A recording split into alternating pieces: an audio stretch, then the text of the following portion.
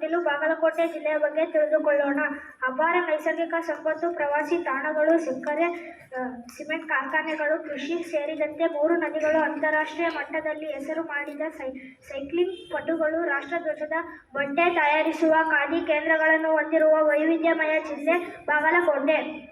ಮಹಾಲಿಂಗಪುರದ ಬೆಲ್ಲ, ಇಳಕಲ್ ಸೀರೆ, ಗುಳೇದಗುಡ್ಡದ ಕಣ, ಮುಧೋಳ್ ನಾಟಿ, ಇಳಕಲ್ ಪಿಂಕ್ ಗ್ರಾನೈಟ್ ಸಿಮೆಂಟ್ ಉತ್ಪಾದನೆಯಿಂದಾಗಿ ಜಿಲ್ಲೆಯ ಪ್ರಸಿದ್ಧಿ ನಾಡಿನಾದ್ಯಂತ ಪಸರಿಸಿದೆ.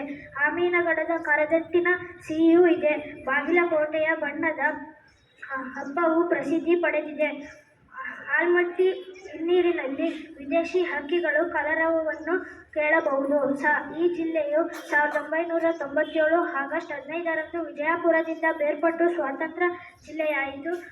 ಹುಂಡೇಕಾರ ಸಮಿತಿ ಹಾಗೂ ಗದ್ದಿಗೌಡರ ಸಮಿತಿಗಳು ಬಾಗಲಕೋಟೆ ಜಿಲ್ಲೆಯನ್ನಾಗಿಸಲು ಶಿಫಾರಸು ಮಾಡಿದವು. ಬಾಗಲಕೋಟೆ ಜಿಲ್ಲಾ ಹೋರಾಟ ಸಮಿತಿಯು ಪ್ರತ್ಯೇಕ ಜಿಲ್ಲೆಗೆ ಹೋರಾಟ ಮಾಡಿತು.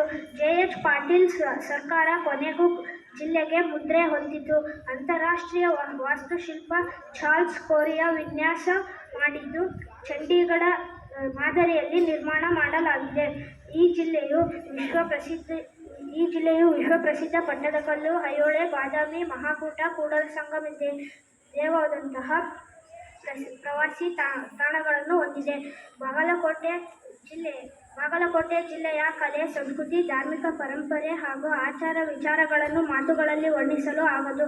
ಶಿಲ್ಪಕಲಾ ವೈಭವ, ಕಲಾದಗಿ, ದಾಳಿಂಬೆ, ಚಿಕ್ಕು ಹಣ್ಣುಗಳು, ಆಮೀನಗಡದ ಕರದಂಟು, ಮಹಾಕೂಟ ಹಾಗೂ ಬನಶಂಕರಿಯಲ್ಲಿ ಅನ್ನಪೂರ್ಣೆಯರು ಉಣಬಡಿಸುವ ಖಡಕ್ ರೊಟ್ಟಿ, ಕೆನೆ ಮೊಸರು, ಶೇಂಗಾ ಚಟ್ನಿಯ ಸವಿ ಜಿಲ್ಲೆಯ ವಿಶೇಷಗಳಾಗಿವೆ.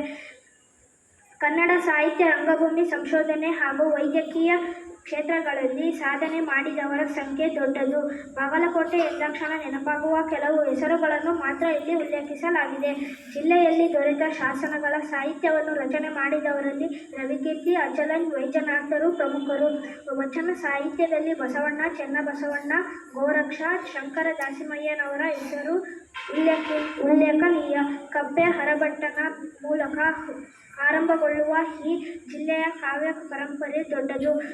ಸಾಧುಗೆ ಸಾಧು, ಮಾಧುರ್ಯಂಗೆ ಮಾಧುರ್ಯಂ ಎಂಬ ಕಬ್ಬೆ ಹರಭಟ್ಟನ ಈ ತ್ರಿಪದಿಯು ಕನ್ನಡ ಛಂದಸ್ಸಿನ ತಾಯಿಬೇರು ಎನ್ನಲಾಗಿದೆ.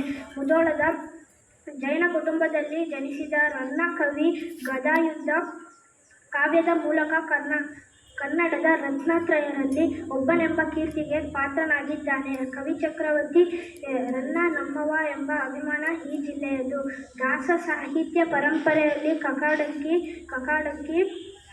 ಮಹಿಪತಿ ದಾಸರು, ಪ್ರಸನ್ನ ವೆಂಕಟದಾಸರ ಹೆಸರು ಪ್ರಮುಖವಾದದ್ದು.